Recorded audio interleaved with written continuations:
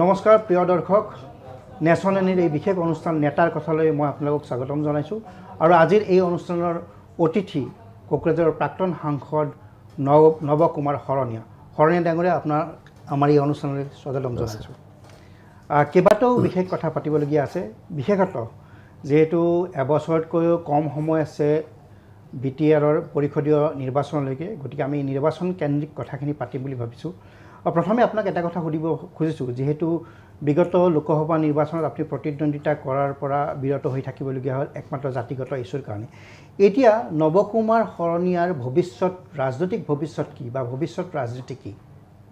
মই যদি এই প্ৰশ্নটো সুধোঁ আপোনাৰ উত্তৰ কি হ'ব? মই প্ৰথমতে আপোনাৰ ফেমিলি আৰু লগতে শ্ৰোতা দৰ্শকলৈ আমাৰ আন্তৰিক শুভেচ্ছা জনাইছোঁ। আচলতে যদিও আমাৰ ৰাজনীতি পেচা বা নিচা নহয়, তথাপিতো এটা বিশেষ পৰিস্থিতিত আমি কোকৰাঝাৰ MP হৈছিলোঁ আৰু বিগত 10 বছৰ আপোনালোকে দেখিছে যে আমি ইয়াত ইলেকশ্যন খেলাৰ পিছৰ পৰাই ইয়াত এটা ভাল পৰিস্থিতি আহিছে আৰু সকলোৱে ইয়াত ইলেকশ্যন খেলিব পৰা হৈছে, বন্দুকৰ গৰ্জন স্তব্ধ হৈছে। গতিকে এই ক্ষেত্ৰত কিছু কাম আমাৰ আকৌ বাকী আছে, বিশেষকৈ আমাৰ BTC ৰাইজৰ অধিকাৰ মৰ্যাদাৰ প্ৰশ্নত আজিও কিছু কৰিবলগীয়া কাম আছে। তাৰ স্বাৰ্থত আমি যিহেতু এটা ৰাজনৈতিক দল খুলিছিলোঁ গণসুৰক্ষা পাৰ্টি হিচাপে, সকলো আমাৰ জাতীয় দল সংগঠনবিলাক মিলি এইবাৰ যিটো BTC ইলেকশ্যন আহি আছে, মোটামুটি এবছৰ নহয়, প্ৰায় যদি এপ্ৰিলত হয়তো আৰু কিছুমাহ আছে, যদি আগষ্টত হয় তেতিয়াহ'লে আৰু অলপ দিন আছে। তাৰ কাৰণে প্ৰস্তুতি চলি আছে আৰু আমাৰ আশা যে এইবাৰ ইলেকশ্যনত আমি যদি BTC চৰকাৰখনৰ পাৰ্ট হ'ব পাৰোঁ আৰু ডিচিশ্যন মেকিঙত থাকিব পাৰোঁ, তেতিয়াহ'লে এই সম্ভাৱনাটো বা আমাৰ ৰাইজৰ আশাখিনি পূৰণ হোৱাৰ সম্ভাৱনাটো আছে। কিন্তু এটা অভিযোগ আছে, আপুনি সেই অভিযোগটোৰ উত্তৰ কি হিচাপে দিয়ে মই নাজানো, কিন্তু নৱ কুমাৰ শৰণীয়া ৰাজনীতি মানেই মেৰুকৰণৰ ৰাজনীতি, বড়ো অবড়ো অনাবড়ো এই যে ৰাজনীতি, এই ৰাজনীতিক উপজীব্য কৰি লৈয়ে আপুনি দুবাৰকৈ সাংসদ হ'ল। পৰৱৰ্তী সময়ত জাতিগত প্ৰমাণ পত্ৰৰ বিষয়টোক লৈ হয়তো আপুনি নিৰ্বাচন অৱতীৰ্ণ হোৱাৰ পৰা বিৰত হৈ থাকিবলগীয়া হ'ল। কিন্তু নৱ কুমাৰ শৰণীয়া বুলি ক'লেই আপোনাৰ মেৰুকৰণৰ ৰাজনীতি কৰিছে, বড়ো অবড়ো অনাবড়ো। এই সন্দৰ্ভত আপোনাৰ বক্তব্য কি হ'ব? আৰু এই অভিযোগৰ ন্যায্যতা বহু পৰিমাণে আছে বুলিও মানুহে কয়। নাই, আচলতে আপুনি দেখিছে যে বড়ো জাতীয় সংগ্ৰামবিলাকৰ যিটো নিগেটিভ এটা আছিলে, পৰিণাম আছিল, তাৰ কাৰণে নন বড়ো স্পিকিং লোকসকল মানে তেওঁলোকে ভৱিষ্যতে তাত থকাৰ বা তাত একেবাৰে অধিকাৰ ছিন্ন হোৱাৰ এটা সম্ভাৱনা যিহেতু হৈছিল, সেই ক্ষেত্ৰত এই বিষয়টো আছিলে। আৰু এই ক্ষেত্ৰত তাত মোৰ বিশেষ একোখিনি নাছিলে, কিন্তু আমি তেওঁলোকৰ যি অধিকাৰৰ মৰ্যাদাৰ প্ৰশ্নত বা নিৰাপত্তাৰ প্ৰশ্নত আমি খাৰা হৈছিলোঁ। আৰু তাৰ কাৰণে হয়তো সুযোগ সন্ধানী বা স্বাৰ্থন্বেষীবিলাকে আমাক কয় যে তাত নন বড়ো কথাটো কয়, কিন্তু আচলতে নন বড়ো স্পিকিং মানে বা নন ট্ৰাইবেল যিটো কথাটো হয়, আমি এজন ট্ৰাইবেল মানুহ হিচাপে আমি নন ট্ৰাইবেল মানুহখিনিৰ লগত খাৰা হৈছিলোঁ এইটো কাৰণে, কাৰণ তেওঁলোকৰ অধিকাৰৰ নিশ্চিতভাৱে আছে যে আমাৰ যেনেকৈ ট্ৰাইবেলসকল তাত ভূমিপুত্ৰ, ঠিক তেনেকৈ বাকী জাতি জনগোষ্ঠীৰ তাত বহু বছৰ আগৰ পৰাই তাত বসবাস কৰি আছে বা অবিভক্ত অসমৰ পাৰ্ট আছিলে। সেই হিচাপে তেওঁলোকৰ অধিকাৰ আমি ওলাই কৰিব নোৱাৰোঁ। গতিকে তাৰ কাৰণে যদি কোনোবাই আমাক ব্লেম কৰে কিবা তাত আমাক ক'বলৈ একো নাই। কিন্তু এটা কথা ঠিক যে আমি বড়ো পলিটিক্স আমি কৰা নাই আৰু কৰাৰ ইচ্ছাও নাই, কাৰণ তাত যেনেকৈ আমাৰ বড়ো ৰাইজৰ তেওঁলোকৰ ভূমি সুৰক্ষাৰ বা তেওঁলোকৰ কিছুমান অধিকাৰৰ প্ৰশ্নত তেওঁলোকে আকৰগোজ বা তেওঁলোকে সিদ্ধান্ত অটল আছে, ঠিক তেনেকৈ তাত যদি আমি একেলগে থাকি এটা পৰিস্থিতিত থাকি একেলগে যদি মিলিজুলি থাকিব নোৱাৰোঁ, আজি নৱসেনা আৰু পিছলৈও তেনেকুৱা সম্ভাৱনা আছে। গতিকে আল্টিমেটলি আমি এটা এমিকেবল চলিউশ্যন এটা অনাৰ কাৰণেহে আমি প্ৰয়াস কৰিছিলোঁ। অৰ্থাৎ মোৰ প্ৰচেষ্টা আছিল যে দুইখিনি মানুহ আমি যাতে মিলাব পাৰোঁ। কিন্তু চাওক, 2014 চনত আপুনি যি ধৰণে কথাখিনি কৈছিল, বাট ইভেন 2019ত আপুনি যি ধৰণৰ বক্তব্য ৰাখি নিৰ্বাচন খেলিছিল, হঠাৎ যেন সেই কথাৰ সুৰখিনি সলনি হৈছে। এতিয়া ক'ৰবাত নহয় ক'ৰবাত এক ধৰণৰ আপোচকামিতা আপোনাৰ বক্তব্যত ওলাই পৰিছে। ইয়াৰ কাৰণটো কি হ'ব পাৰে? যে চাওক, ইয়াত আমি বিশেষকৈ বড়ো ৰাইজৰ অধিকাৰ মৰ্যাদাৰ প্ৰশ্নত আমাৰ নিমত নাই, কিন্তু নন বড়ো ৰাইজৰ অধিকাৰ মৰ্যাদাৰ প্ৰশ্নটো আমি ভাবোঁ যে এইখিনিত দুইখিনিৰ মাজত বুজাবুজি হোৱাৰ মানে প্ৰয়োজনটো নিশ্চিতভাৱে আছে। আৰু আমাৰ সদায় প্ৰয়াসটো আছিল যে তাত যাতে গোষ্ঠীগত সংঘৰ্ষটো বন্ধ হয়, তাত যাতে মাৰামাৰিটো বন্ধ হয়। ডেমক্ৰেটিক প্ৰচেছত কেতিয়াবা কোনোবা MP হৈছে, MLA হৈছে, কোনোবা কাউন্সিল পাইছে, তাত মোৰ বিশেষ ক'বলৈ একো নাই, কাৰণ বাকী ৰাইজৰ তাত অধিকাৰটো আছে। গতিকে আমি দুইখিনি মানুহ তাত যিহেতু একেলগে থাকিব লাগিব, এইখিনি মানুহ কিছুমান যিখিনি মানুহ তাৰ পৰা যাব লগা আছিলে তেওঁলোকে গ'ল,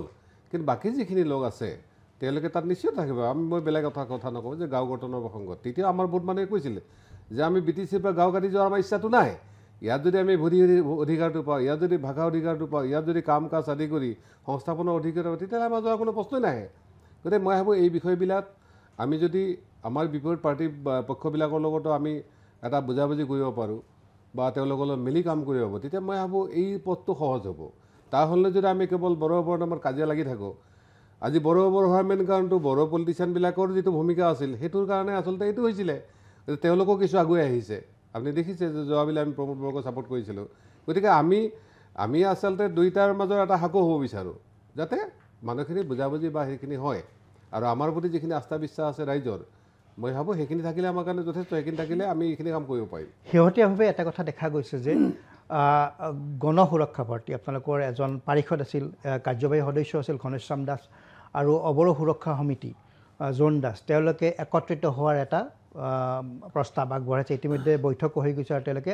আনুষ্ঠানিকভাৱে ঘোষণা কৰিছে, যিটো বিষয় ইতিমধ্যে নেশ্যন এনিয়ে সবিস্তাৰে সম্প্ৰচাৰ কৰিছোঁ। গতিকে এই বিষয়টোক লৈ আপোনাৰ বক্তব্য কি, যে GSP আপোনাৰ নিজৰ দল GSP গণ সুৰক্ষা পাৰ্টি আপোনাৰ অজ্ঞাতে হৈছিল নে জ্ঞাতে হৈছে সেই কথা মই নাজানো, গতিকে গণ সুৰক্ষা পাৰ্টি আৰু অবড়ো সুৰক্ষা সমিতি এতিয়া একত্ৰিত হোৱাৰ পথত ইতিমধ্যে আনুষ্ঠানিক ঘোষণা হৈছে, এই বিষয়টোলৈ আপোনাৰ বক্তব্য কি? আমাৰ গণৰক্ষা পাৰ্টি, অবড়ো সুৰক্ষা সমিতি, আদা জাতি জনগোষ্ঠী সংগঠনবিলাকৰ আমাৰ যিমানখিনি ষ্টেক হোল্ডাৰ আছিলে, আমি এটা সিদ্ধান্তত আহিছোঁ যে গোটেইখিনিৰ লগত কথা পাতিব লাগে। আজি অবড়ো সুৰক্ষা সমিতিবিলাকে জন দাসৰ লগত কথা পাতিছে, ৰফিক আহমেদে কথা পাতিছে, আকৌ তাত আৰু বেলেগ গ্ৰুপবিলাকো আছে। ঠিক তেনেকৈ আমাৰ জাতীয় দল সংগঠনবিলাক আছে, আকৌ আমাৰ কিছুমান ফাউণ্ডাৰ মানুহ আছিলে। গোটেইখিনিৰ লগত এটা আলোচনা পৰ্যায় চলি আছে। আৰু মই সকলোকে হাতযোৰ কৰি কৈছোঁ যে ব্যক্তিগতভাৱে নৱসেনা তাত পাব লগা হেৰাব লগা একো নাই, কিন্তু আমাৰ ৰাইজৰ অধিকাৰৰ প্ৰশ্নত আৰু BTC স্থায়ী শান্তিৰ প্ৰশ্নত, ভৱিষ্যত BTC বা অসমৰ উন্নতিৰ স্বাৰ্থত আমি একলগ হৈ যদি কাম কৰিব পাৰোঁ, ব্যক্তিগতভাৱে কোনোবাই নৱসেনাক বেয়াব পাৰে, মই তাত ক'ব লগা একো নাই, কিন্তু ৰাইজৰ স্বাৰ্থত তেওঁলোকে যাতে একত্ৰিত হয়, তেওঁলোকে একেলগে মিলিজুলি এটা পজিটিভ পলিটিক্স কৰে। কাৰণ আমি যদি সকলোৱে বিপৰীত থাকোঁ তেতিয়াহ'লে ক্ষতিটো কিন্তু ৰাইজৰ হয়। সেইকাৰণে মোৰ প্ৰয়াস যে আমি অলৰেডি আমাৰ ঘনশ্যাম দাস বা গোটেই টিমখিনিক আমি কথা পতাৰ কাৰণে দায়িত্ব দিছিলোঁ আৰু সকলোলৈ কানেকশ্যন কৰাৰ কাৰণে হৈছে। আৰু মই এটা কথা খুব ভাল পাইছোঁ, আজিৰ দিনত পজিটিভলি সকলোৱে মিলিছে যে এবাৰ বহুতে হয়তো ভাবি আছে যে MPO এবাৰ আমাৰ ওচৰত আহক। মই নিশ্চিতভাৱে তেওঁলোকক কৈছোঁ যে দুদিনতো দেৰি হ'ব পাৰে, কিন্তু মই সকলোকে যোগাযোগ কৰিছোঁ, কথা পাতিছোঁ আৰু আমাৰ সকলো ৰাইজকে কৈছোঁ যে নৱসেনাৰ বিষয়টো এটা হেৰি কথা হৈ থকা নাই, ৰাইজৰ বিষয়খিনি আছে। যদি আমি এবাৰ যদি সকলোৱে লগ খাওঁ, তেতিয়াহ'লে মই ভাবোঁ এই যে যিখিনি কথাৰ কাৰণে আজি আমাৰ ইমান ছেক্ৰিফাইচ হ'ল, ইমান তাত মৰামৰি হ'ল, কটাকটি হ'ল, এইখিনি যে এটা ভাল সমাধান হয়, তাৰ স্বাৰ্থত সকলোৱে লগ লাগক। কিন্তু চাওক, এফালে গণ সুৰক্ষা পাৰ্টি বা অবড়ো সুৰক্ষা সমিতিয়ে একত্ৰিত হোৱাৰ পথত অগ্ৰসৰ হৈছে, আনুষ্ঠানিক ঘোষণা হৈছে, তাৰ বিপৰীতে আপোনাক দেখা গৈছে যে আপুনি ক'ৰবাত নহয় ক'ৰবাত হাগ্ৰামা মহিলাৰ হাত শক্তিশালী কৰাৰ কাৰণে এটা অৱস্থান গ্ৰহণ কৰিছে, এই ধৰণৰ চৰ্চাও চলিছে। গতিকে এই যি অনাবড়োৰ যি এটা বিশাল সংখ্যক জনতা আছে বড়োভূমিত, গতিকে এই মানুহখিনিক পণবন্দী কৰিলে আপোনাৰ ৰাজনৈতিক স্বাৰ্থ সিদ্ধিৰ কাৰণে অগ্ৰসৰ হৈছে, এই ধৰণৰ যিটো অভিযোগ, এই অভিযোগটোক আপুনি কি হিচাপে ক'ব? আমি দুটা কথাই ক'ম যে প্ৰথম কথাটো হ'ল যে বিগত দুটা টাৰ্মত আমি 2015 হওক আৰু 2020ৰ কথাটো কৈছোঁ, তাত আমি অকলে ইলেকশ্যন খেলিছিলোঁ। আমি তাত কোনো EPPL BPF বা কোনো পাৰ্টিৰ লগত খেলা নাছিলোঁ। আৰু তাৰ ৰিজাল্টটো কি হৈছে আপুনি নিজেও জানে। তো মোটামুটি আমাৰ তাৰ মানুহখিনিৰ এটা এনেকুৱা ধৰণৰ এটা বিশ্বাস আছে যে বড়ো ৰাজনীতি কৰা কোনোবা এটা পক্ষৰ লগত যদি আমি লগ নালাগোঁ, তেতিয়াহ'লে হয়তো এফালে ক্ষমতা লোৱাটো সম্ভৱ নহয়, আৰু ক্ষমতা নহ'লে সমস্যাখিনি সমাধান হোৱাটো সম্ভৱ নহয়। গতিকে আজি আমি যিটো পদক্ষেপ লৈছোঁ, ৰাইজৰ এটা নেৰেটিভ হৈছে যে যদিহে গণসুৰক্ষা পাৰ্টি BPFৰ লগত লগ লাগে, তেতিয়াহ'লে এইবাৰ কিন্তু চৰকাৰ আমি দুটা পাৰ্টি বনাব পাৰিম। আৰু ইতিমধ্যে আমাৰ হাগ্ৰামা মহিলা ডাঙৰীয়া যথেষ্ট মেচিউৰ হৈছে, তেওঁলোকে ষ্টেটমেণ্টবিলাক আপোনালোকে দেখিছে, তেওঁলোকেও ৱেলকাম কৰিছে যে গণসুৰক্ষা পাৰ্টি যদি আমাৰ লগত আগবাঢ়ি আহে তেতিয়াহ'লে নিশ্চিতভাৱে আমি আগবাঢ়ি যাম। আৰু এইটোৰ ফালৰ পৰা BPFৰ বেছি সুবিধাটো আছে আমাতকৈ, কিন্তু তাৰ মাজত আমাৰো সুবিধা আছে যে আমি যদি GSP নামত 7-8টা ছিটো জিকিব পাৰোঁ, তেতিয়াহ'লে চৰকাৰৰ এটা মেজৰ পাৰ্ট আমাৰ থাকিব, মানে মেজৰ পাৰ্ট থাকিলে ডিচিশ্যন মেকিঙত থাকিব। মানে এইটো ৰাজনৈতিক দৰদামৰ ক্ষেত্ৰত এটা সুবিধা হ'ব, সেইটোৱেতো। ৰাজনৈতিক দৰদাম নহয়, আপুনি চাওক, প্ৰথম হ'ল আপুনি যিকোনো সমস্যা সমাধানৰ কাৰণে চৰকাৰটো লাগিব, ক্ষমতাটো লাগিব। আজি BTCয়ে যদি একমত নহয়, তেতিয়াহ'লে কিন্তু আমি বাকীবিলাকে লাগি থাকিলে একো লাভ নাই। গতিকে যিহেতু প্ৰমোদ বড়ো ডাঙৰ যোৱা বিগত 5 বছৰ 4 বছৰ 4.5 বছৰ আমি দেখিলোঁ তাত আমি যিটো ভাবিছিলোঁ প্ৰমোদ বড়ো ডাঙৰীয়াক লিডাৰশ্বিপত আমি কিছু কাম কৰিব পাৰিলোঁ নোৱাৰিলোঁ গতিকে হাগ্ৰামা মহিলাৰে এতিয়া এবাৰ টাৰ্মত নোহোৱাৰ পিছত তেওঁ কিন্তু যথেষ্ট মিচুৰিটি হৈছে তেওঁ বহু কথাই কৈছে গতিকে সেই কথাখিনি যদি সত্য হয় বা সেই কথাখিনি যদি এজেণ্ডা পিছত আমি কোৱা নাই যে কেৱল ক্ষমতাৰ কাৰণে আমি হাগ্ৰামা মহিলা আমাৰ যিখিনি এজেণ্ডা আছে সেই এজেণ্ডাৰ লগত আমি টেবুলটোক বহি কেনে সিদ্ধান্ত ল'ম যে কোনখিনি কমন মিনিমাম এজেণ্ডা হ'লে আমি দুয়োটা পক্ষই মিলিব পাৰোঁ আৰু ভৱিষ্যতে আমাৰ BTCৰ সুৰক্ষা নিৰাপত্তা অধিকাৰ মৰ্যাদা তাৰপিছত উন্নতিৰ ক্ষেত্ৰত সহায় হ'ব এইখিনি এজেণ্ডা পিছতে আমি আগবাঢ়িব গতিকে মই ভাবোঁ কোনোবাই হয়তো ক'ব পাৰে যে হীৰা হয় না সজগন্ধানী কিন্তু সেই মানুহখিনি আমাক কৈছে যে ছাৰ বোলে আপুনি সেই আগৰ নিচিনা ভুল নকৰিব অকলে নুযুঁজিব এইবাৰ লগ লাগক এই মানুহখিনিৰ কথা আৰু তেওঁলোকে ক্লিয়াৰলি কৈছে যে এইবাৰ কিন্তু আমি কোনো EPPL নাচাওঁ যদি BPF এলায়েন্স হয় তেতিয়াহ'লে আমি নিশ্চিতভাৱে জিকাৰ কাৰণে যিখিনি ভোট দৰকাৰ হয় আমি দিম নহয় এটা নেৰেটিভ এইটো নেৰেটিভৰ সৃষ্টি হৈছে এই কথাটো আপুনি গম পাইছেনে মই নাজানো কথাটো এনেকুৱা যে যদি অবড়ো মানুহখিনিয়ে সকল অবড়ো বুলি যিটো কোৱা হৈছে অবড়ো মানুহখিনি বা অবড়ো সুৰক্ষা সমিতি বা গণ সুৰক্ষা সমিতিৰ নেতৃত্বত এই মানুহখিনিয়ে যদি BPFৰ লগত সমঝোতা বা ৰাজনৈতিক বুজাবুজিয়ে কৰিব লগা হয় তেতিয়া ডাইৰেক্ট অবড়ো মানুহখিনিয়ে তেতিয়া ডাইৰেক্ট BPF কিয় নকৰিব এই প্ৰশ্নটোৰ উত্তৰ আপুনি কি দিব না এই কথাখিনি আমাৰ মাজতো আলোচনা হৈছে বহু BPF কৰ্মীও কৈছে যে আমি GSPৰ লগত যাম আৰু বহু আমাৰ লগত জড়িত মানুহ কৈছে আমি BPF হ'ম আমি তেওঁলোকক কৈছে যে আপোনালোকে BPF ভায়া হৈ BPF কৰাৰ কি আমি কৈছে তেওঁলোকক BPFখিনি BPF কৰি থাকক GSPখিনি GSP কৰক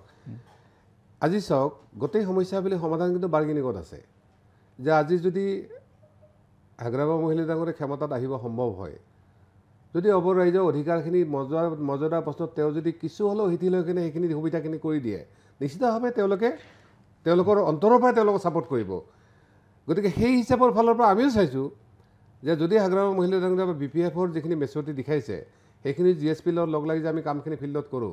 সমস্যাখিনি সমাধান হোৱাৰ স্বাৰ্থটো আছে সেইকাৰণে কৈছোঁ যে হয় ব্যক্তিগতভাৱে কোনোবা আমাৰ GSP কৰ্মী BPFত গ'লে তেওঁ সুবিধা পাব পাৰে কিন্তু অভাৰঅল তেওঁৰ মানুহখিনিৰ প্ৰশ্নত সেই সুবিধাটো হ'বনে নহ'ব আজি GSP মানুহখিনি আজি বহুতে কিছুমানে কৈছে যে ইভেন আমাৰ EPPৰ লগত এনেকুৱা ধৰণৰ আলোচনা হৈছিলে যে GSP মানে EPPৰ মানে লগ হৈ যাব লাগে তাত দুটা শক্তি নহয় এটা শক্তি হ'ব লাগে কিন্তু আমি তেতিয়াও কৈছিলোঁ কমন মিনিমাম এজেণ্ডা আমাৰ কি হ'ব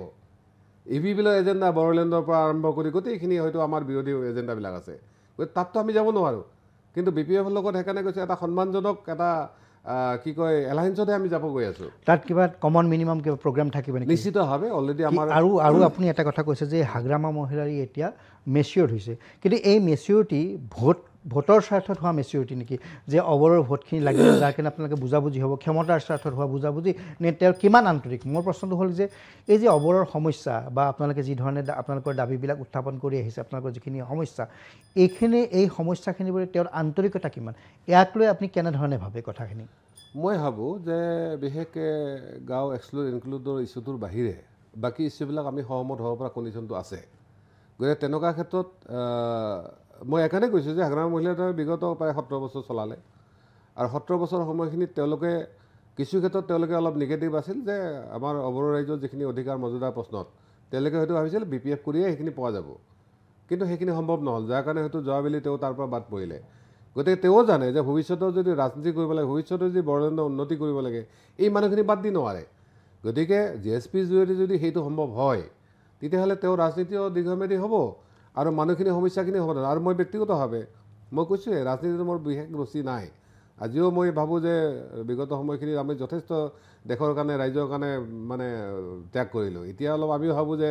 অলপ ঘৰুৱা পৰিৱেশত আমিও জীৱনৰ বাকী সময়খিনি পাৰ কৰিম কিন্তু আমাৰ এতিয়া এনেকুৱা হৈছে আমি তাৰ পৰা পলাব পৰা কণ্ডিশ্যনটো নাই সেইকাৰণে আমিও এটা শেষ প্ৰচেষ্টা যে মানুহখিনিৰ সমস্যাখিনি সমাধানৰ ৰাস্তাটো যে আমি কৰি দি যাব পাৰোঁ তে ময়ো সেই আশালৈহে কৰিছোঁ আৰু আমাৰ আপুনি আচৰিত হ'ব আমাৰ গাঁওবিলাকৰ মানুহবিলাক এতিয়াও একদম নিজৰ জেগাত ঠিকে আছে হয় তেওঁলোকে কেতিয়াবা ইলেকশ্যনৰ চাক নয়াত বা পাক চকত ক'ৰবাত কিবা অলপ কৰে কিন্তু অভাৰঅল ইন প্ৰিন্সিপল বা কিছুমান সিদ্ধান্তৰ ক্ষেত্ৰত অলপ ঠিকে আছে তেওঁলোকে আমাক পৰামৰ্শ কৰিছে যে ছাৰ আপুনি এইবাৰ অকলে নহয় অকলে হ'লে আমাৰ সম্ভৱ নহয় আমি লগ লাগিব লাগে আৰু ক্লিয়াৰলি কৈছে যে EPPৰ লগত নহয় EPPৰ লগত বাদ দি লগ লাগক গতিকে এনেকুৱা ধৰণৰ কথাখিনিৰ কাৰণতে আমি আগবাঢ়িছোঁ কাৰণ মই সেই প্ৰস্তুতি আপুনি ভাবে নেকি যে হাগ্ৰামা মহিলাৰী ভাৰ্চেছ প্ৰমোদ বড়ো এতিয়া অবড়ো মানুহৰ ক্ষেত্ৰত অবড়ো মানুহৰ স্বাৰ্থ সুৰক্ষাৰ ক্ষেত্ৰত প্ৰমোদ বড়োতকৈ হাগ্ৰামা মহিলাৰী বেছি বিশ্বাসযোগ্য এই কথাটো আপুনি ক'ব খোজে নেকি আনুষ্ঠানিকভাৱে আমাৰ দৰ্শকে চাই আছে গতিকে এই সম্পৰ্কত এই কথাখিনিয়ে যে আজি হয়তো অকলে হাগ্ৰামা মহিলাৰকো মানুহখিনি আৰু বিশ্বাসত হৈ থকা নাই আমি যদি তেওঁক চাথ দিওঁ তেতিয়াহ'লে কিন্তু তেওঁ যিখিনি সেই বিশ্বাসখিনি ঘূৰাই আনিব পাৰিব আৰু হাগ্ৰামা মহিলা ডাঙৰীয়াই যদি সেই সম্ভাৱনাটোক যদি তেওঁ ভালকৈ কাম কৰে আহি থকা দিনত হয়তো আৰু 20-30 বছৰ তেওঁ ৰাজনীতি কৰিব পাৰিব গতিকে মই সেইকাৰণে কৈছোঁ যে ৰাজনীতি সময় বা বিভিন্ন পৰিস্থিতি অলপ বেলেগ বেলেগ হয় এইটোও হয় আজি 2টা টাৰ্মত আমি কৰিব পৰা নাছিলোঁ একমাত্ৰ সেই মানুহখিনি নেগেটিভটোৰ কাৰণে আজি আমি কৰিবলৈ আগবাঢ়িছোঁ একমাত্ৰ মানুহখিনি সেই নেগেটিভ চেঞ্জ হোৱাৰ কাৰণে আজি এনেকুৱা এটা নেগেটিভ হৈ গৈছে মইতো কৈছোঁ নহয় যে BTCত আজিও যদি ইলেকশ্যন হয় 30টা সমষ্টিত অকল GSP BPFে জিকিব এনেকুৱা এটা পৰিস্থিতি হৈছে গতিকে আহি থকা দিনত মই ভাবোঁ আকৌ ভাল হ'ব মোৰ সেই কথাটোৱে মই আপোনাক অকণমান পোনপটীয়াভাৱে এই কথাটো কোৱা উচিত আপুনি যে আপুনি কৈছে যে প্ৰমোদ বড়ো আৰু হাগ্ৰামা মহিলা এই দুজনৰ ভিতৰত আপোনাৰ ক্ষেত্ৰত বিশ্বাসযোগ্য বুলি ক'লে আপুনি হাগ্ৰামা মহিলাৰী এতিয়া প্ৰমোদ বড়োৰ ওচৰ চাপিব নোখোজাৰ কাৰণটো কি হ'ব পাৰে না মই সেইকাৰণে কৈছোঁ এই মানুহখিনিহে কথাখিনি কিন্তু কথাটো এনেকুৱা এই ধৰণৰ নেৰেটিভ এটা ওলাইছে কাৰণ BTADৰ বিভিন্ন মানুহে অনাবৰো বিভিন্ন মানুহৰ লগত আমাৰ বিভিন্ন সময়ত কথা বতৰা হয় তেওঁলোকে কয় এটা কথা যে এই গোটেই নেৰেটিভটো ক্ৰিয়েট কৰাৰ মূল মানুহজনে হ'ল নৱকুমাৰ শৰণীয়া আৰু তেওঁ যিহেতু সাংসদ দুবাৰকৈ হ'ল বিভিন্ন ধৰণৰ কথা কৈছিলে সেই কোৱাৰ পিছতো কিন্তু সেই মানুহখিনিৰ সমস্যাখিনি সমাধান নহ'ল এতিয়া তেওঁ যিহেতু সাংসদ হ'বও নোৱাৰিলে তেওঁৰ সাংসদ হোৱাৰ ৰাস্তা বন্ধ হৈ গ'ল গতিকে এই অৱস্থাত তেওঁ প্ৰাদেশিক ৰাজনীতি কৰিব আৰু প্ৰাদেশিক ৰাজনীতি কৰাৰ স্বাৰ্থত তেওঁ একমাত্ৰ কেৱল আৰু কেৱল নিজৰ ৰাজনৈতিক স্বাৰ্থত তেওঁ হাগ্ৰামা মহিলাৰে সংগ ল'ব বিচাৰিছে ইয়াৰ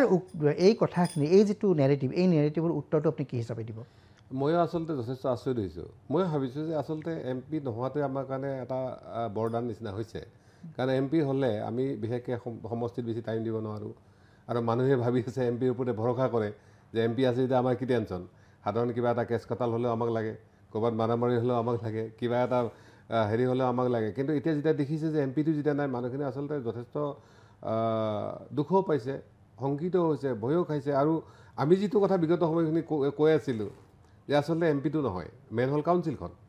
বা এছেম্বলিটো মেইন হয় মানুহখিনি তেতিয়া ভাবিছিল যে MPটো হ'লে হ'ল আমাৰ যথেষ্ট বাকীখিনি আমি কি কৰিম আগতে তেওঁলোকে এইটো কথাই কৈছে MPত আপোনাক ভোট দিম কিন্তু বাকীত কিন্তু আমি কাক দিম আপুনি নক'ব কিন্তু এতিয়া উল্টা হৈছে এতিয়া কৈছে যে নহয় যিহেতু এতিয়া MPও নাই আমাৰ গতিকে কাউন্সিলখন হ'লে এটলিষ্ট সেই সমস্যাখিনি সমাধানৰ ৰাস্তাটো আছে সেইকাৰণে মই ভাবোঁ MP নোহোৱাৰ কাৰণেও মই আজি সুখী এইটো কাৰণে সুখী যে মানুহখিনি কমচে কম মই কোৱা কথাখিনি বুজি পাইছে আৰু সেইটো প্ৰেক্টিকেলি যদি হৈ যায়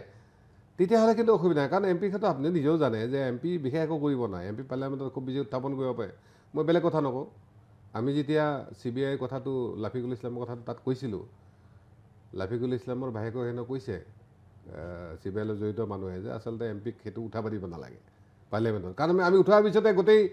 CBI মানে বাধ্য হৈ গৈছে যে তেওঁলোকে গোটেই কথাখিনি খোলসা কৰাৰ কাৰণে গতিকে MP এনেকুৱা কিছুমান মেজিক বা পাৱাৰ কিছুমান আছে নহয় কিন্তু প্ৰেক্টিকেল ফিল্ডত MP বেছি একো কৰণীয় নাই সেইকাৰণে সকলোৱে জানে যে কাউন্সিলখন মেইন কাউন্সিলত ভূমিনীতিৰ পৰা আৰম্ভ কৰি যিহেতু আমাৰ BTC কাউন্সিল 6 বিলৰ আণ্ডাৰত আৰু 6 বিলৰ যথেষ্ট অধিকাৰবিলাক BTCক দিয়া আছে BTC বুজাবুজি কৰা আজি যদি BTCতে বুজাবুজি নহয় কৈছোঁ আমাৰ ট্ৰাইবেল বেল ব্লকবিলাক আছে তাত এনেকুৱা ধৰণৰ সমস্যা আছে কিন্তু তাত মানুহখিনি নিজে জংঘল কাটি মেলি তাত বসবাস কৰিছে কালি যদি আমাৰ এটা আণ্ডাৰষ্টেণ্ডিং হৈ যায় এইখিনি মানুহ সঁচাকৈ ইয়াৰ মানুহ অৰিজিন মানুহ হয় তেওঁলোকক নিজৰ মাটি কমচে কম থকাৰ খাই লৈ থকাৰ বা হেৰিখিনি সুবিধাখিনি দিব লাগে যদি BTC এইটো ৰাজি নহয় তেতিয়াহ'লে কেনেকৈ সম্ভৱ হ'ব মই MP নোহোৱাৰ পিছত ৰাইজে এইখিনি কথা বুজাৰ কিন্তু সহজ হৈছে মই সেইকাৰণে ভাল পাইছোঁ আৰু এতিয়া যিহেতু আমাৰ ডাইৰেক্ট কমিউনিকেশ্যন কৰাৰ কাৰণে সুবিধাটো হৈছে আমাৰ দিল্লীত যিহেতু দায়িত্বটো নাই মই ভাবোঁ এইটো মোৰ কাৰণে আৰু ৰাইজৰ কাৰণে এটা নিজৰ মাজত ভাল এটা পৰিস্থিতি বনাৰ কাৰণে এইটো খুব সুবিধা হৈছে আৰু এটা কথা চাওক আপুনি কৈছেই যে BTCৰ যিখিনি অনাবৰো মানুহৰ সমস্যাৰ কাৰণে আপুনি ইমান দিনে মাত মাৰিছে 2014 চনত সেই বিশেষ ইছ্যুটোক লৈ আপুনি সংসদলৈ গ'ল 19ত একে হ'ল কিন্তু 24ত সেইটো কৰিব নোৱাৰিলে বা নহ'ল তাৰ আগতে 2021 চনত আমি বিধানসভা নিৰ্বাচনৰ কাৰণেও অৱতীৰ্ণ হৈছিল বৰমা সমষ্টিত কিন্তু বিধানসভালৈ অহাৰ ৰাস্তা আপোনাৰ বন্ধ হৈ গ'ল গতিকে এতিয়া কথাটো হ'ল কি যে অনাবৰো আপোনালোকে তথাকথিত যি অনাবৰৰ কথাটো কৈ থাকে বড়ো অনাবৰো যিখিনি কথা এই কথাখিনিক পুনৰ একত্ৰিত GSP বা অবড়ো সুৰক্ষা সমিতি একত্ৰিত হোৱাৰ পিছত এটা শক্তি হিচাপে তাত আত্মপ্ৰকাশ কৰাৰ হয়তো ৰাস্তা এটা ওলাব আৰু তাৰ পিছত আপুনি এই ধৰণে এটা পলিটিকেল গেম এটা কৰিব ভাৰ্চাছ প্ৰমোদ বড়ো আৰু হাগ্ৰামা মহিলাই তেওঁলোকৰ লগতে দৰদাম কৰিব এই কথাটো বাৰে বাৰে উত্থাপিত হৈছে শেষ মুহূৰ্তত এই যিটো জোন দাসেই কওক বা ঘনশ্যাম দাস হওক তেওঁলোকে একত্ৰিত শক্তি হিচাপে আগবাঢ়িব বিচাৰিছে আৰু তেওঁলোকে কিন্তু এটা কথা স্পষ্ট কৰিছে না হাগ্ৰামা মহিলাৰী না প্ৰমোদ বড়ো কোনো এটা পক্ষৰ লগত তেওঁলোকে কিন্তু লগ হৈ থাকিব নিবিচাৰে তেওঁলোকৰ কাষ চাপিব নিবিচাৰে এককভাৱেই তেওঁলোকে কিন্তু অনাবৰো এক শক্তি হিচাপে আগবাঢ়ি যাব বিচাৰিছে কিন্তু তাৰ বিপৰীতে আপোনাৰ সুৰটো বেলেগ এই যি দুই ধৰণৰ সুৰ ইয়াৰ ফলত আৰু এটা নতুন ধৰণৰ এটা তাত নেৰেটিভ সৃষ্টি নহ'বনে চাওক এই কথাটোত মই এটা কথাই কওঁ যে আজি আপচু আছে APPL আছে আপচুৰ নীতি আপচুৰ আদৰ্শ আপচুৰ দৰ্শনৰ লগত কিছু নিমিলিলেও এজ এ APPL হিচাপে তেওঁলোকে পাৱাৰত আছে তেওঁলোকে মাজত বিজেপিক বহুত বেয়া পোৱাৰ পিছতো আকৌ তেওঁলোকে বিজেপিৰ মানে হেৰি কৰিব লগা কণ্ডিশ্যনটো হ'ল একেধৰণে অৱৰোহ শিক্ষা সমিতি গঠন কৰাৰ এটাই স্বাৰ্থ আছিল যে বিশেষকৈ গাঁও গঠন ভূমি সুৰক্ষা তাৰপিছত এই ধৰণৰ সীমিত কিছুমান উদ্দেশ্য লৈ অৱৰোহ শিক্ষা গঠন কৰা হৈছিল অৱৰোহ শিক্ষা পলিটিক্সৰ কোনো কথা নাছিল আৰু যেতিয়া আমি 2014 ইলেকশ্যন খেলিছিলোঁ অৱৰোহ শিক্ষা সমিতিৰ লগতে আমাৰ 28টা জাতীয় দল সংগঠন আছিল গোটেইখিনি আমাৰ ষ্টেক হোল্ডাৰ আছিল গতিকে অৱৰোহ শিক্ষা সমিতি বা আদি কৰি জাতীয় দল সংগঠনবিলাকে এই কথাটো বুজি পায় যে উইদাউট ৰাজনীতি একো সম্ভৱ নহয় হয় অৱৰোহ শিক্ষা সমিতি অৱৰোহ নিজৰ জেগাত আছে বা থাকিব তাত আমাৰ কোনো দ্বিমত নাই কিন্তু পলিটিকেলি তেওঁলোকে কাক ছাপোৰ্ট কৰি নকৰি তেওঁলোকে হয়তো সময়ত সিদ্ধান্তটো ল'ব আৰু যদি এই সিদ্ধান্তটোই আমি লোৱা সিদ্ধান্তটোই যদি সঁচাকৈ BTC ৰাইজৰ মানে ভৱিষ্যতৰ ৰাস্তাবিলাক মুকলি কৰি দিয়ে তেতিয়াহ'লে এই সিদ্ধান্ত লোৱা তেওঁলোকৰ অসুবিধা একো নাই গতিকে এই বিষয়টো আমাৰ কথা পতাৰ পৰ্যায় চলি আছে ইনিচিয়েল ষ্টেজত আমাৰ হৈছে কি যে অৱৰোহ শিক্ষা সমিতি কৰি যিমান জাতীয় দল সংগঠন আছে বা আমাৰ পুৰণা যিসকল লোক আছে তেওঁলোকৰ লগত কথা বতৰা পাতি এটা আমি লাইনত আহিব লাগে আৰু মই ভাবোঁ আমাৰ মাজত কিছু বাদ বিবাদ ডিমত থাকিলেও এইবাৰ পলিটিকেল লেভেলত আমাৰ কোনো তেনেকুৱা হেৰি নাথাকে কাৰণ আমি গণৰক্ষা পাৰ্টিক একাৰণে আগবঢ়াইছোঁ কাৰণ অৱৰোহ শিক্ষা সমিতি পলিটিক্স কৰিব নোৱাৰে বাকী জাতীয় দল সংগঠন পলিটিক্স গতিকে তাত বিকল্প হিচাপে আমি হাগ্ৰামা মহিলাৰী আৰু JSP লগ লাগিলে তাত চৰকাৰটো বনাৰ সম্ভাৱনা আছে কাৰণ আপোনালোকে দেখিছে বিজেপি কিমান এগ্ৰেছিভ হৈ আছে তাতে তেওঁলোকেও আমাৰ ভোট কিছু ডিভিজন কৰিব আকৌ আজি যদি কোৱা যায় যে আপুনি বড়ো ৰাজনীতিটো দেখিছে যে অকল আজিয়ে নহয় ইয়াৰ আগতে উষা বা হাগ্ৰামাহঁতৰ তেওঁলোকৰ নিজৰ মাজত এনেকুৱা ধৰণৰ ডিভিজন এটা আছিল আমি ভাবোঁ যে বড়ো অৱৰোহ দুইটাৰ কাৰণে এইটো যদি আমি কৰিব পাৰোঁ তেতিয়াহ'লে দুইটা পক্ষই লাভ হ'ব ইয়াত ব্যক্তিগতভাৱে কাৰোবাৰ লাভ হ'ব এনেকুৱা কথা নহয় আৰু আমাৰ অৱৰোহ ৰাইজত বহুত বেছি ডিমাণ্ড নাই যিখিনি ডিমাণ্ড আছে সেইখিনি আমি পলিটিকেলি যে এডজাষ্ট কৰিব পাৰোঁ তে ভৱিষ্যতে আৰু BTC এই ধৰণৰ কথাখিনি নাই আৰু আহিল আমি MP হোৱা নোহোৱাৰ কথাটো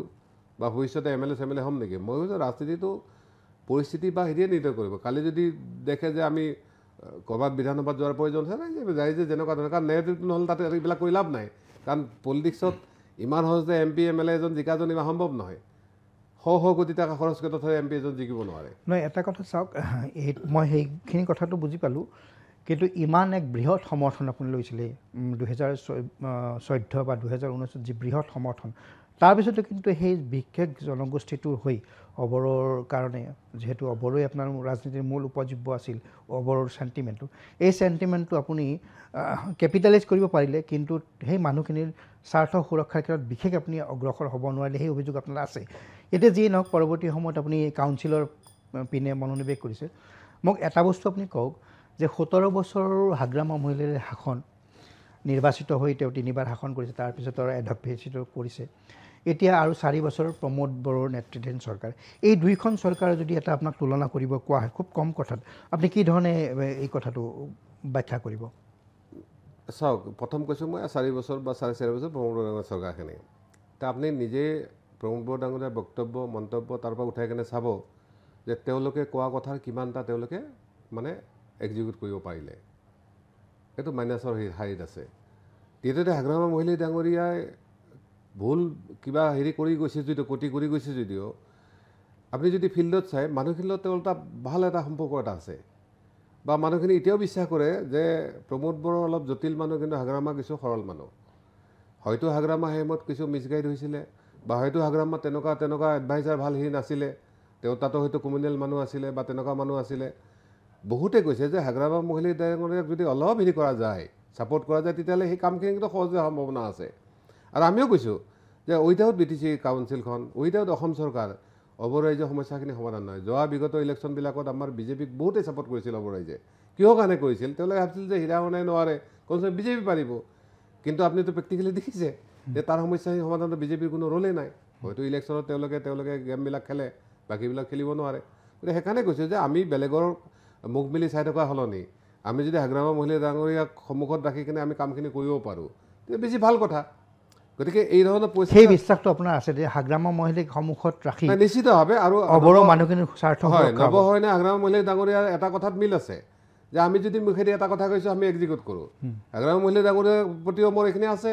ব্যক্তিগত মই যিমান সময়খিনি পাইছোঁ আৰু তেওঁলোকো জানে ভালকৈ যে আমি যদি এটা কথা কৈছোঁ সেইটো আমি শিলৰ ৰেখা বুলি ভাবিলোঁ সেইমতে কামটো কৰোঁ ইয়াত আৰু 2 নম্বৰ 3 নম্বৰ কথা নাথাকে গতিকে আমি দুইজনে যদি এবাৰ মিলি আমাৰ যিখিনি ফলোৱাৰ বা শুভাংশী সমৰ্থক আছে বহুত বেছি নালাগে BTC ইলেকশ্যনত যিমান ভোট লাগে আমাৰ MP তাতকৈ বহুত বেছি লাগে তাৰ যদি 4 ভাগৰ 1 ভাগো ভোট হয় তেতিয়াহ'লে আমি কমচে কম 6-7টা চিট জিকিব পাৰিম আৰু GSP হিচাপে হয় আৰু হাগ্ৰামা মহিলাৰ কমচে কম 15-16-17টা তেওঁ জিকি যোৱা কাউন্সিল ইলেকশ্যনতো হাগ্ৰামা মহিলাৰ 17টা নিশ্চিতভাৱে আপুনি দেখিছে যে যোৱাবাৰ তেওঁ কেলে হাৰিলে তেওঁ GSP কাৰণে হাৰিলে GSP সেই ভোটখিনি যদি হাগ্ৰামাতে প্লাছ কৰি দিয়ে হাগ্ৰামা 17টা নহয় 20টা জিকিব পৰা অংক আছে আমাৰ 10টা জিকিব গতিকে আমাৰ 2টা মিলি 30টা সমষ্টি হ'লে তেতিয়া বেলেগক বেছি খাতি কৰাৰ কোনো দৰকাৰ নাই মানে এনেকুৱা অবৰ যিটো শক্তি এই শক্তিটোৱে নিজে জিকিব নোৱাৰিলেও নিশ্চিতভাৱে কাৰোবাক হৰুৱাব পাৰে আৰু সেইটো শক্তি লৈ আপোনালোকে আগবাঢ়িব বিচাৰিছে আগন্তুক কাউন্সিল ইলেকশ্যন নিশ্চিতভাৱে যোৱাবাৰ দেখিছে আপুনি আমাৰ ডিভিজনৰ ফলত বিজেপি পিপলৰ লাভ হৈ গৈছে হাগ্ৰামা ক্ষতি হৈছে কিছু ক্ষেত্ৰত আমাৰো হৈছে কৰোণাৰ কাৰণে আমাৰ ধৰি লওক যথেষ্ট এটা পৰিস্থিতি বেয়া হৈ গ'ল গতিকে এইবাৰ যদি সেই তাৰ সলনি আমি হাগ্ৰামাৰ লগত ডাইৰেক্টলি হাগ্ৰামাৰ ডাঙৰীয়াক আমাৰ ভোটখিনি দিলোঁ তেওঁৰ ভোটখিনি আমাৰ তাতে আহিলে ধুনীয়াকৈ আমি 30টা সেইটো ধৰক যে প্ৰাক্তন সাংসদ বা একালৰ সাংসদ হিচাপে সেই কথাটো কৈছে কিন্তু ইন ৰিয়েলিটি গ্ৰাউণ্ডত সেই কথাটো ইমান সহজ হৈ থাকিবনে অনাবৰো মানুহখিনিয়ে আপুনি ভবা ধৰণে আপুনি কোৱা ধৰণে মানুহখিনি তেনেধৰণে ভোটদানৰ সময়ত সেই বিচাৰ বিবেচনাখিনি আনিবনে চাওক ইলেকশ্যনৰ জংকমংক কিছুমান থাকে তথাপিতো মই আজি 25 বছৰ মই তেতিয়াৰ ৰাজনীতি তেতিয়াৰ মানে ৰাইজৰ সম্পৰ্ক আজি আৰু 10 বছৰ সম্পৰ্ক 35 বছৰ মানুহখিনিৰ মাজত যি সম্পৰ্ক মই ৰাইজৰ ওপৰত গভীৰ আস্থা বিশ্বাস আছে আজি বহুতে কয় যে ৰাইজক বহুতে বিভিন্ন ধৰণে কথা কয় ক'লে টকা পইচা ইলেকশ্যন কিবা কিবি তাৰপিছতো তেওঁলোকেতো আমাক দুবাৰ MP বনাইছে তেওঁলোকেতো আমাক 25 বছৰৰ বেছিখিনি সময় তেওঁলোকৰ ঘৰত ৰাখি মেলি আমাক সুৰক্ষা দিছিলে গতিকে সেইখিনি আপুনিতো সেই সময়ত ইলেকশ্যনৰ এটা কথা কৈছিলে নহয় সেইটোতো হয় আপুনি এটা কথা কৈছিল যদি নৱশৰণীয়া সাংসদ জিকিব নোৱাৰে তেতিয়াহ'লে BTACত এতিয়াৰ BTR বা BTC বা BTADত মানে অবাৰো মানুহৰ তিষ্ঠি থকাটোৱে দিগদাৰ হ'ব আৰু সেই পাৰ্টিকুলাৰ কথাটোক লৈয়ে মানুহে ভয় ভীতিগ্ৰস্ত হৈ মানুহখিনিয়ে ভোট দিছিলে কি মাইনৰিটি কি বৰ্ণহিন্দু অসমীয়া এই মানুহখিনি আপোনাক কেৱল এটা মাত্ৰ কাৰণ যে BTADত অসুৰক্ষিত হৈ থাকিব নন বডো মানুহখিনি আৰু সেই এটা মাত্ৰ কাৰণৰ কাৰণে ভোট দিছিল ব্যাপক হাৰত ভোটদান হৈছিল দুবাৰকৈ সেইটো হৈছিল কিন্তু সেই কথাটোৱে কিন্তু কাউন্সিলৰ ক্ষেত্ৰতো এপ্ৰপ্ৰিয়েট হোৱা নাই সেই কাউন্সিলত এতিয়া মই ক'লোঁ নহয় যে আপুনি যিটো কথা সুধিছিল যে MP ঠাকুৰে যিটো নহ'ল এতিয়া সম্ভৱ নেকি এতিয়া মানুহবিলাকে ৰিয়েলাইজ কৰিছে যে এতিয়াতো MPটো নাই কাৰণ মূল যিখিনি প্ৰশ্নৰ কাৰণে ইয়াত ইমান অসুৰক্ষিত হৈছিল ইয়াত ইমান বিবাদ ইমান হেৰি হৈছিল সেইখিনিতো আজিও বিৰাজমান যোৱা 5টা বছৰত যোৱা 5টা 6টা বছৰত কোনো BTADতো তেনেকুৱা কোনো ধৰণৰ হয় নাই শান্তি ঘূৰি আহিছে বুলি যিটো কথা কোৱা হৈছে সেইটোতো প্ৰেক্টিকেলি আমি দেখিছোঁ তাততো ইয়াৰ আগততো প্ৰত্যেক 2 বছৰৰ মূৰে তাত ৰায়ত হৈছিল সেই কথাটোৱেই যে সেইটোতো নাই এতিয়া নহয় BTCত কিহৰ কাৰণে আচলতে ৰায়ত হৈছিল ভূমিকেন্দ্ৰিক সংঘাত তাত মানে অনুপ্ৰৱেশৰ কথা আছে এই ধৰণৰ কথাখিনি কেনে হৈছিলে যে যিখিনি মানুহ ইয়াত বিদেশী বুলি কোৱা হয় বা ইয়াৰ মানুহ নহয় বোলে সেইখিনি মানুহ আজিও আছে নাছে তেওঁলোকৰ ভূমি সমস্যাখিনি আজিও সমাধান হোৱা নাই সংস্থাপনৰ ক্ষেত্ৰত তেওঁলোকে চাকৰি বাকৰি ওলালেও তেনেকুৱা ধৰণৰ অলপ তচন এতিয়াও হয় ঠিক তেনে কাম কাজৰ ক্ষেত্ৰত কিছু হয় নহয় এই গোটেই পৰিস্থিতিটো যিটো কাৰণে হৈছিলে আচলতে মূল সমস্যা কিন্তু সমাধান হোৱা নাই গতিকে এই কথাটো আপুনি হয়তো ইয়াত থাকি কেনে বা বহুতে এইটো বুজি নাপায় কিন্তু ফিল্ডত যেতিয়া যাব আপুনি ঘৰে ঘৰে গাঁৱে যাব আপুনিতো দেখিছে যে মইতো সাধাৰণভাৱে ঘূৰোঁ MP থাকোঁতেও ঘূৰোঁ আগতে ঘূৰোঁ আজিও ঘূৰোঁ গতিকে আমাৰ যিখিনি ৰাইজৰ লগত কথা হৈছে এই কথাৰ পৰা আমি এটা কথা চিয়'ৰলি ক'ব পাৰোঁ যে এইবাৰ BTCত পৰিৱৰ্তন হোৱাটো খাটাং কিন্তু এবাৰ হাগ্ৰামা চিফ হ'ব ইয়াত কোনো সন্দেহে নাই আমি যি ধৰণে কথাখিনি এই ধৰণে যদি কথাখিনি আগবাঢ়ে মানে আপুনি নিশ্চিত এইবাৰ যে হাগ্ৰামা মহিলাৰ এই আগন্তুক যি পৰিষদীয় নিৰ্বাচন 2024-25 যি পৰিষদীয় নিৰ্বাচন এই নিৰ্বাচনত হাগ্ৰামা মহিলা নিশ্চিত হ'ব আৰু তাত আপোনালোক নৱকুমাৰ শৰণে তাত অংশীদাৰ হ'ব হয় আমাৰ GSP পাৰ্টি অংশীদাৰ হ'ব আৰু আমি পজিটিভলি যিখিনি কমন মিনিমাম এজেণ্ডা হ'ব সেইটো যাতে আমি 100% ছাকচেছ মানে কথাটো এনেকুৱা হৈছে নেকি যে হাগ্ৰাম মহিলাৰে তাত চিফ হ'ব আৰু নৱকুমাৰ শৰণীয়া ডেপুটি চিফ হ'ব এই ধৰণৰ ইকুৱেশ্যন হৈ গৈ আছে নহয় আজিলৈকে চাওক এতিয়া বহুতে আমাক কৈছে যে আপুনি এজন MP মানুহ আপুনি ইলেকশ্যন খেলিব নালাগে ঠিক আছে দৰকাৰ হ'লে MLA হ'লে খেলিব সেইটো বেলেগ কথা গতিকে MLA লৈকে বহুত দেৰি আছে গতিকে এই ধৰণৰ কথাখিনি আজিও আলোচনা হয় মই ভাবিছোঁ যে সংগঠন ভালকৈ খাৰা কৰাই কেনে মানুহখিনি ভালকৈ কথা পাতি আমি যিখিনি কথা ভাবি আছোঁ প্ৰেক্টিকেলি সেইখিনি কাম হ'ব লাগে মোৰ পাৰ্টটো হ'লে সেইটো কিন্তু নহয় আপোনাক এই ধৰণে আপুনি নিজকে বা আপোনাৰ ফলোৱাৰ্ছৰ জৰিয়তে এই ধৰণে প্ৰজেক্ট কৰিছে বা কৰিব সেই আকাংক্ষাটো আছে যে হাগ্ৰামা মহিলাৰীয়ে চিফ হ'ব BTRৰ চিফ হ'ব আৰু নৱকুমাৰ শৰণীয়া ডেপুটি চিফ হ'ব বা তেনেকুৱা কোনো পদত থাকিব আৰু সেই ধৰণৰ প্ৰজেক্ট কৰিয়ে এই গোটেই ডাইমেনশ্যনটো সলাব বিচাৰিছে নাই এই ধৰণৰ কথা কিন্তু আমাৰ মাজত এতিয়াও মই আজি আপুনি যেতিয়া কথাখিনি সুধিলে এই ধৰণৰ কথা আমাৰ মাজত আলোচনা হোৱা নাই আমাৰ পাৰ্টিৰ মানুহখিনি কথা হ'ল যে কিন্তু আপোনাকতো বিচাৰিব আপোনাৰ ফলোৱাৰ্ছখিনি তেনেকুৱা এটা চাওক এতিয়া হয়তো জানুৱাৰীত আমাৰ পাৰ্টিৰ অধিৱেশন হ'ব তাতো কিছু পলিচি লেভেলৰ কথা হ'ব কথা হ'লে কাক কেনেকৈ প্ৰজেক্ট কৰিলে ভাল হয় আমাৰ সমষ্টিবিলাক ঠিক কৰাৰ কথা আছে কমন মিনিমাম এজেণ্ট এই দুটা ঠিক কৰাৰ কথা আছে অলৰেডি ৰাইজৰ লগত কমিউনিকেশ্যন হৈ আছে হয়তো পলিচি লেভেল সেইটোৰ কথা হ'বও পাৰে কিন্তু আজিলৈকে এনেকুৱা ধৰণৰ মই নিজেও ভবা নাই বা আমাৰ মাজতো হোৱা নাই হয় এটা কথা কিন্তু ৰাইজে কৈছে যে যোৱাবেলি যিহেতু আমাৰ এজন পাৰিষদ আছিল তাত আমাৰ পাৰ্টটো বহুত বেছি ক্লিয়াৰ নাছিল সাধাৰণ আমি VCDCবিলাক যেতিয়া বিচাৰিছিলোঁ তেতিয়া আমাক VCDC দিয়া নহ'ল আমাৰ যিজন EM আছে তেওঁৰে 5টা VCDC তেওঁলোকে লৈ গ'ল ঠিক তেনেকৈ বহু ক্ষেত্ৰত মানে লাঞ্ছনা বঞ্চনা হৈছে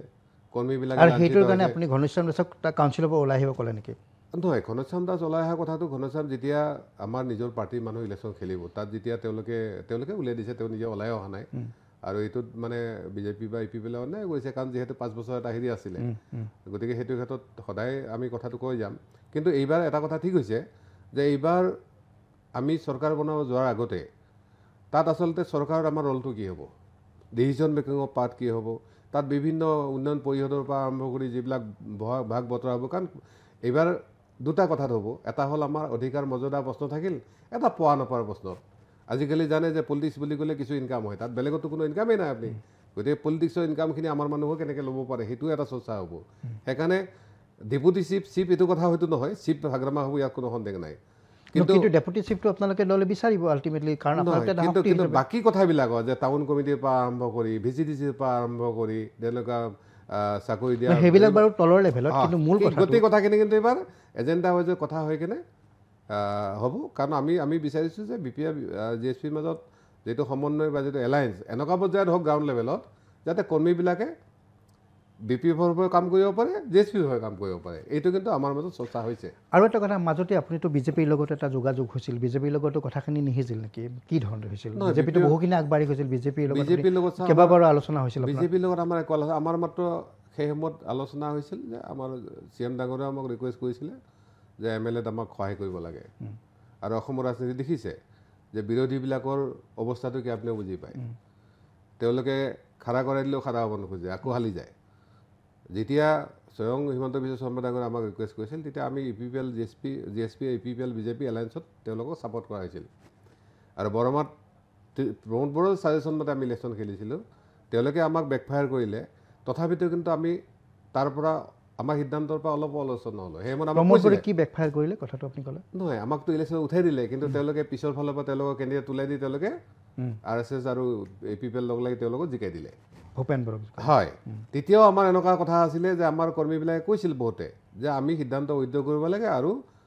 এওঁলোকক হাৰাব লাগে কিন্তু আমি তাৰমানে প্ৰমোদ বড়োৰ মানে আপোনাক প্ৰতাৰণাৰ আপুনি এটা ক্লিয়াৰলি কৈছে ক্লিয়াৰলি আৰু এইটো কাৰণ আমাৰ কৰ্মীখিনি প্ৰমোদে নিজে আহি কৈছিলে যে দাদাক জিকাই নিয়া দায়িত্ব আমাৰ আছে কাৰণ তেতিয়া এনেকুৱা কথা হৈছিল যে আমাৰ মানুহখিনিও কৈছিল বা তেতিয়া আমি কথা পতাৰ পিছত আমিও মানুহখিনি কথা পাতি তেওঁলোকেও কৈছিল যে নৱসেনা যদি MLA এজন হয় MPতকৈ বা মিনিষ্টাৰ এজন হ'ব পাৰে তে আমাৰ ৰাইজৰ আশাখিনি বেছিকৈ মানে ফুলফিল হোৱাৰ সম্ভাৱনাটো বেছি আছে কাৰণ MPতটো বেছি কাম নাই আৰু তেওঁলোকৰ মানে আপোনাৰ UPPLৰ বা প্ৰমোদ বড়োৰ প্ৰতাৰণাৰ কাৰণে বা আপোনাৰ বিশ্বাসঘাতকতাৰ কাৰণে আপুনি তৃতীয় স্থানলৈ যাব লগা হ'ল নেকি বিধানসভা নিৰ্বাচনত হয় এইটো নিশ্চিতভাৱে আৰু আপুনি জানে তেতিয়া যদি আমি BJP EPPLৰ ছাপৰ্ট নকৰিলেহেঁতেন গোটেইবিলাকতে BPF জিকিলেহেঁতেন গতিকে এই ধৰণৰ কথাখিনিও আহিছে যে তেওঁলোকে যাতে আকৌ যদি বিশ্বাসঘাতক কৰিব নোৱাৰে আকৌ মানে কাউন্সিলৰ সময়ত ক'লোৱে নহয় যে VCDC পৰ্যন্ত তেওঁলোকে গণ্ডগোলবিলাক কৰিলে গতিকে সেইকাৰণে হয়তো প্ৰমোদ বড়োৰ প্ৰতি আমাৰ ৰাইজৰ আস্থাখিনি নাই তেওঁলোকে আমাৰ কৰ্মীখিনি বা ৰাইজৰ এটাই কথা যে এলায়েন্স হওক কিন্তু প্ৰমোদ বড়োক বাদ দি হওক মানে আৰু বিজেপিৰ লগত মই কথাটো ক্লিয়াৰলি কৈছোঁ বিজেপিৰ লগত আমাৰ তেনেকুৱা কথা হোৱা নাছিল তেওঁলোকে মুখ্যমন্ত্ৰীৰ লগত কি কথা হৈছিল নাই মুখ্যমন্ত্ৰীৰ লগত ৰাষ্ট্ৰপতিৰ সময়ত আমাক যিখিনি ভোট দিয়াৰ কথা আমি ৰাষ্ট্ৰপতিক ভোট দিছিলোঁ উপৰাষ্ট্ৰপতিক ভোট দিছিলোঁ ঠিক তেনেকৈ MLAত আমি সহায় কৰি দিছিলোঁ আমাৰ এটাই স্বাৰ্থ আছিল যে বিজেপিও যিহেতু BTC এটা ষ্টেক হোল্ডাৰ গতিকে বিজেপিৰ দিনতে এই চৰকাৰৰ দিনতে আমাৰ BTC যাতে সমস্যাখিনি সমাধান হয় মোৰ ব্যক্তিগত তাত পোৱাৰ বা একো কথা নাই আৰু যদি বহুত বেছি ভালে আছিল তেতিয়াহ'লে MPটো আমাক গণ্ডগোল নকৰিলেহেঁতেন সেইকাৰণে আমাৰ ৰিলেশ্যনটো এনেকুৱা নহয় যে আমি কিবা হেৰি কাৰণে কৰিছোঁ ৰাইজৰ স্বাৰ্থত কাৰণ সেই সময়ত আপুনি দেখিছে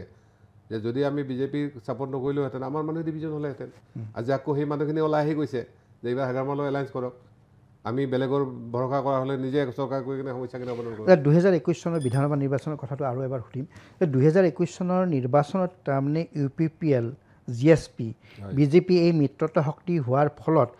UPPL লাভান্বিত হ'ল বা বিজেপি লাভান্বিত হ'ল কিন্তু আপোনালোক লোকচানৰ সন্মুখীন হ'ল একেবাৰে নিশ্চিতভাৱে যে সেইকাৰণে এইবাৰ চবেই কৈছে মই সিদিনা শুনিছিলোঁ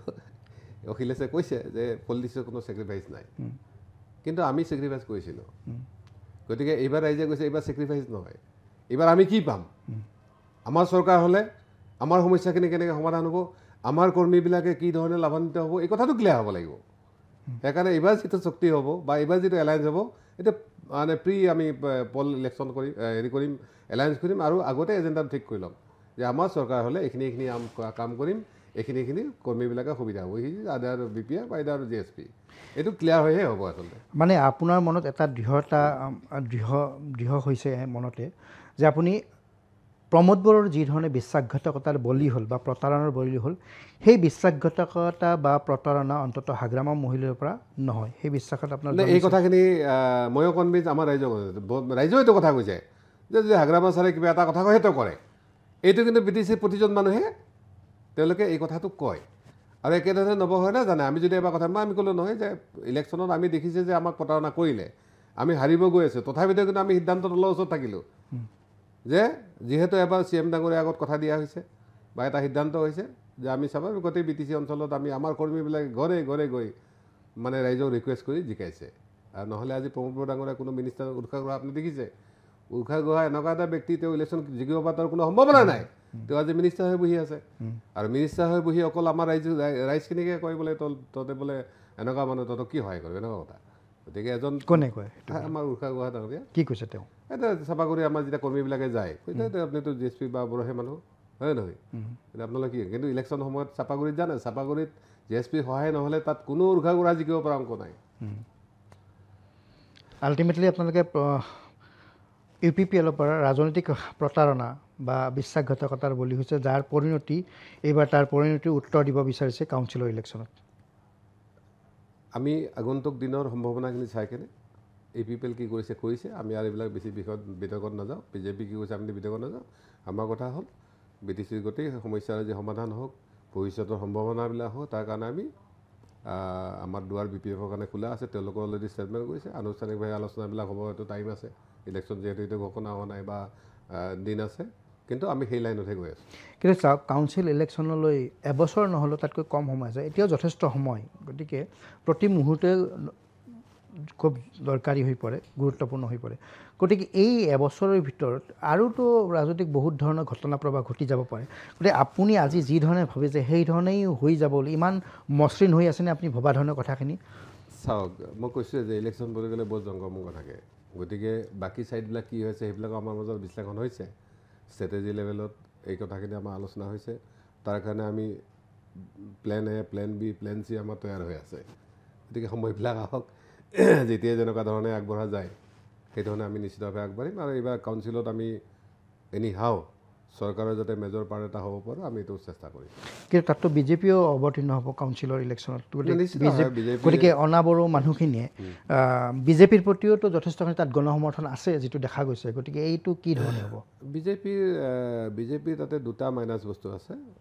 প্ৰথম হ'ল তেওঁলোকে বড়ো ভোটটো তেওঁলোকে পোৱাৰ সম্ভাৱনা একেবাৰে নাই বড়ো ভোটটো মেজৰ শ্বেয়াৰটো কোনে পাব মেজৰ শ্বেয়াৰটো হাগ্ৰামা তাৰপিছত 1-2% বিজেপি পালে পাব পাৰে আৰু মাইনৰিটি ভোটটো খুব বেছি 1-2% পাব তাত পাকে বেছি বিজেপি ভোট নাপায় গতিকে বিজেপি 50% এনে কাটা যাব কিন্তু বিজেপিটো যথেষ্ট আগ্ৰাসী হৈ উঠিছে আৰু কাউন্সিল ইলেকশ্যন বিজেপি বিজেপি আগ্ৰহৰ বিভিন্ন কাৰণ আছে কাৰণ বিজেপি জানে তেওঁলোকে তাত বিশেষকৈ এছেম্বলি আহি আছে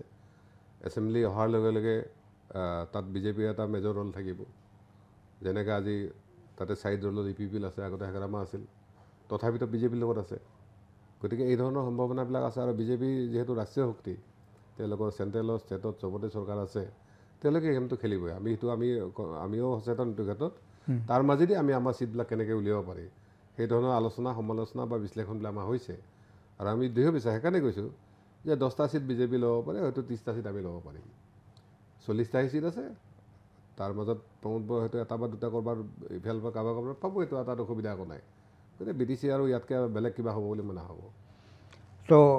BTCৰ অবড়ো মানুহখিনি বা অনবড়ো মানুহখিনি আপোনালোকে যি ধৰণে আখ্যা দিয়ে তেওঁলোকে নৱ কুমাৰ শৰণীয়াক ভৱিষ্যতৰ ডেপুটি চিফ হিচাপে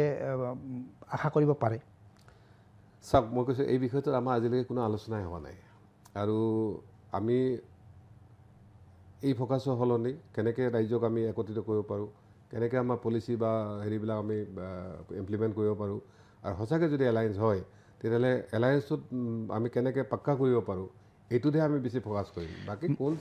চিফৰ কথাত আমি ক্লিয়াৰ কাৰণ এইটো কনফিউজন নাযায় বাকী পৰ্টফলিঅ'বিলাক কোনে কেনেকৈ ল'ব নিশ্চয় পাৰ্টিৰ মাজত ডিচিশ্যন হ'ব সেইমতে আগতীয়াকৈ কথা পাতি ঠিক কৰা হ'ব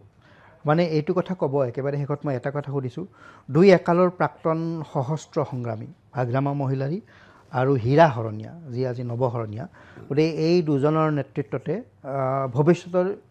BTR বা BTAD বা BTC যিয়ে কওক সুৰক্ষিত হ'ব এইটো আপুনি 100% ক'ব পাৰে ইয়াত আৰু কোনো মানে ভাবোঁ মই দ্বিতীয় কথা নাই সেয়া আছিল নৱ কুমাৰ শৰণীয়া BTADৰ সামগ্ৰিকভাৱে BTCৰ যি ৰাজনীতি এই ৰাজনীতি সম্পৰ্কত আমি কিছু কথা পাতিলোঁ আৰু আমি লক্ষ্য ৰাখিম আহি থকা দিনত BTCৰ বা BTRৰ ৰাজনীতি কোনফালে ঢাল খায় নৱ শৰণীয়াৰ স্থিতি কি হয় কাৰণ অবড়োৰ দৃষ্টিত এতিয়াও তেওঁক অবিশ্বাসী এজন ব্যক্তি হিচাপে বহুতে অভিহিত কৰা আৰম্ভ কৰিছে গতিকে আগন্তুক দিনৰ ৰাজনীতিত নৱ কুমাৰ শৰণীয়াই কি ধৰণে তেওঁৰ স্থিতি ব্যক্ত কৰে সেই কথা আমি লক্ষ্য ৰাখিম আৰু ভৱিষ্যতে আমি নিশ্চয় নৱ কুমাৰ শৰণীক আৰু এই ধৰণে কথা পাতিবলৈ চেষ্টা কৰিম আমাৰ এই অনুষ্ঠান চাই থকাৰ কাৰণে দৰ্শকসকল আপোনালোকক ধন্যবাদ জনাইছোঁ ধন্যবাদ